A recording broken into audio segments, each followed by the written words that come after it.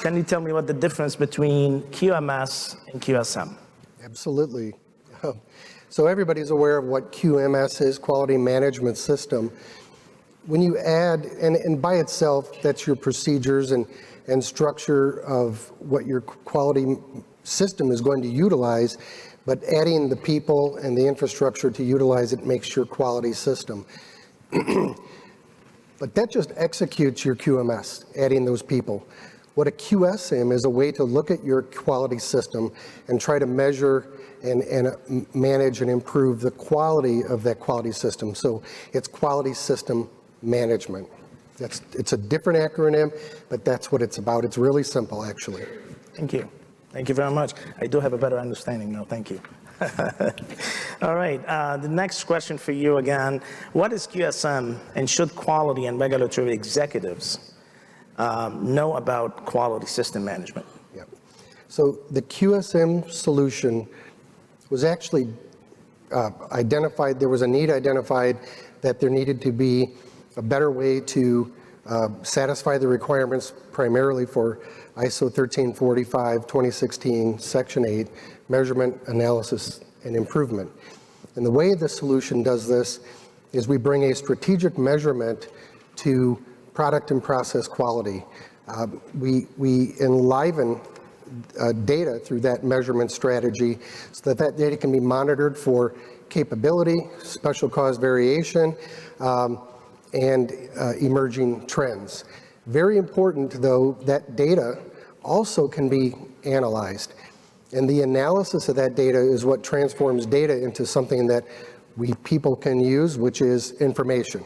So through that analytics, we can then do reporting at all levels of the organization and review at, again, all levels and aggregate it up to the enterprise level.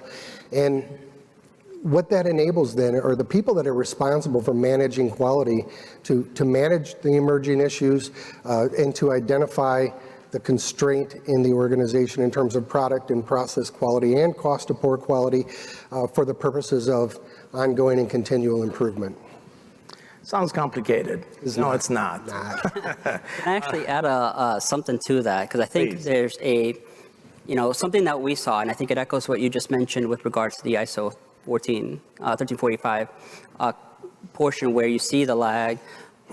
As we've been doing these assessments and appraisals within the industry, we've actually seen it mirrored, right? One of the key focus areas and one of the practices that we've seen collectively across the board the medical device industry have a struggle with is that managing performance and management, right?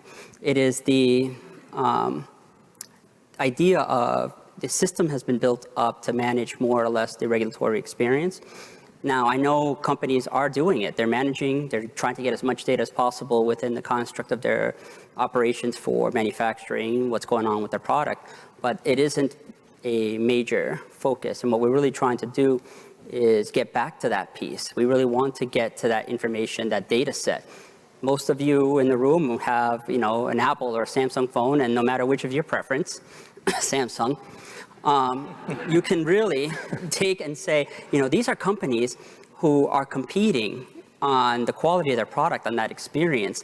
And they do that by their capability to know and make sure and measure just about everything throughout their entire process and development activities. That is something that I think we can actually leverage and turn into a huge strength within the med device industry, but it's not happening to the same scale and the same degree. So how do we incentivize and drive that and provide the tools to be able to do that moving forward? This is an awesome segue, actually, for our Chief Technology Officer to answer some questions for us. That's great. Make things a lot simpler, right?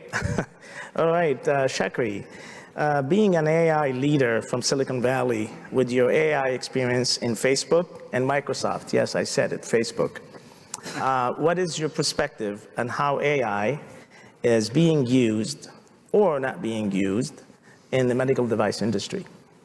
Cool. So just to give you an overview of AI, right? There is not a single conference that you would go to and not have a talk or a panel on AI these days, right? So what changed in the last few years that is causing this excitement and conversation about AI, right? There are primarily 4 factors based on my experience building several AI products and teams. First, like computing has become more accessible, right? Today you can access like thousands of servers to do your computing because, we have access to public clouds. Second, computing has become very cheap, right? You can pretty much, train an AI model with a few $100s, on the cloud, right? So that's driven a lot of innovation in AI. And third important factor that many people don't realize is the big tech giants have open sourced a lot of AI technology. And that increased the adoption of, applying new AI models to problems. And fourth is every organization and every industry is collecting a lot of data. And so it enabled a lot of these organizations starting to invest and realize value from the data, applying the AI models and cloud computing capability at a very cheaper rate. And so in general, across many industries, there's a lot of excitement about AI. And there are some genuine concerns that people voice, and we have to see how those things play out. Coming to the medical device industry, I'm personally very excited to see the white paper issued by FDA for comments on how AI can be used as a medical device, right? A learning system. Imagine an AI model which is a learning system that can be used as a medical device, right? Again, it's a white paper to invite industry comments, but you can see where this can be headed in the next few years, right? I have a lot of interesting conversations with many medical device industry leaders. They're very excited about AI. They ask a lot of intriguing questions about AI, but fundamentally they want to see how AI can help patient safety. Great, thank you so much. So it sounds like we're really hearing, again, from the FDA, from a regulatory compliance perspective, then we're hearing, again, from process subject matter expert, and from technology. So really what takes me now back to you, Larry, what could, or how QSM is an innovation in quality management? Yeah. I think in the quality profession, quality management is not high tech yet, and that's where it's going.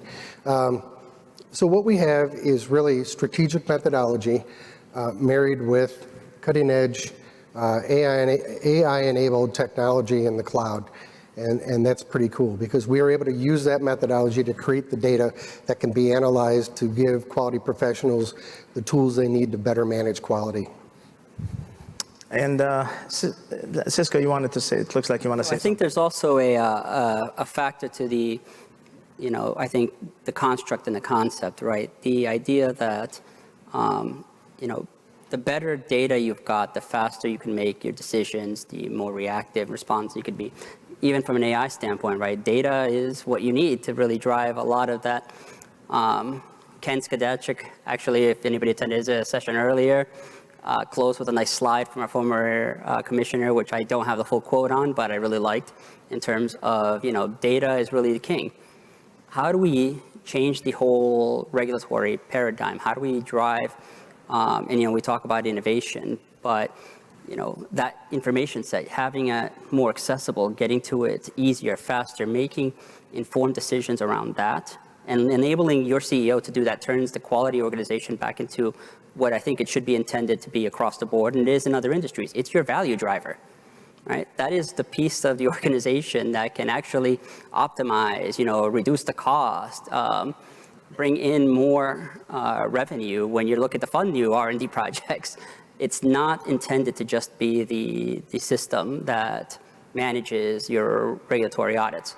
So how do we bring that back together? And I think it all really is centered around data and the opportunity to feed that data up to the leadership in order to be more informed, to make better decisions. I think you are peeking on my questions because that was the second question. So thank you very much. I'll beat that too. Chakri, is leveraging the latest advancement in AI, cloud-based analytics, and computer software assurance. Oh, we said, anyone familiar with computer software assurance? CSA, raise your hand. Okay, we need another presentation for that. But that's okay. Can be the answer to better quality product, and how?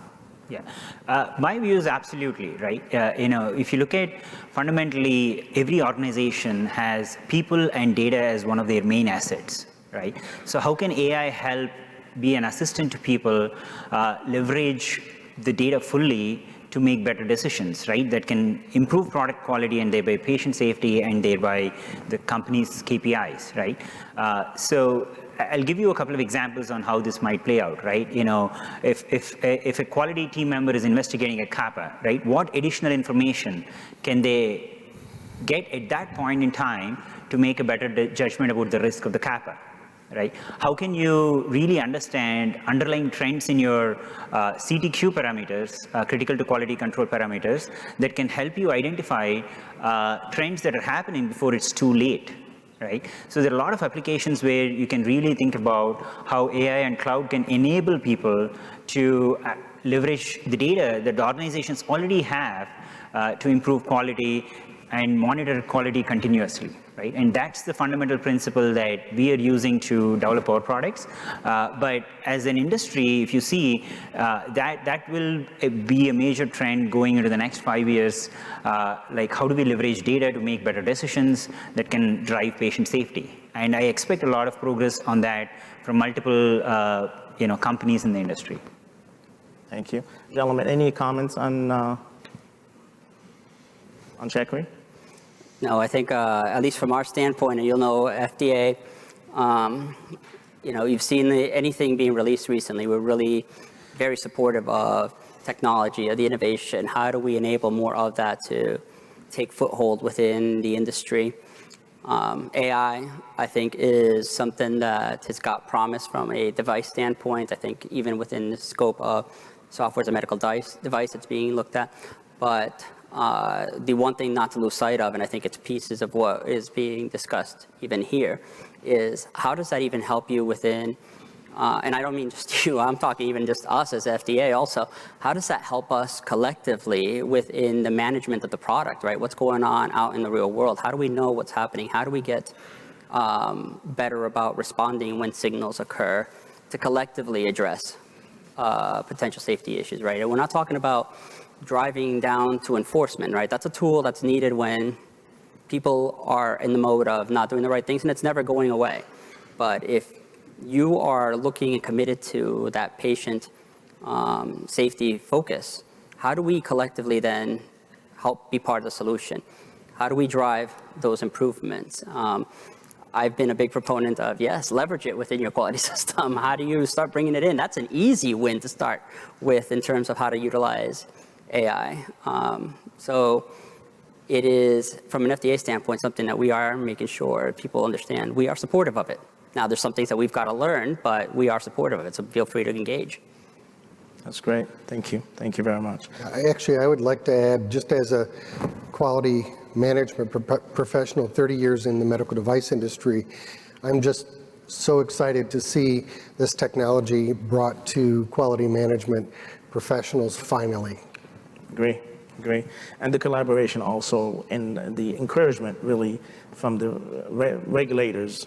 Absolutely, yeah. The things that are being done in Case for Quality and MDIC.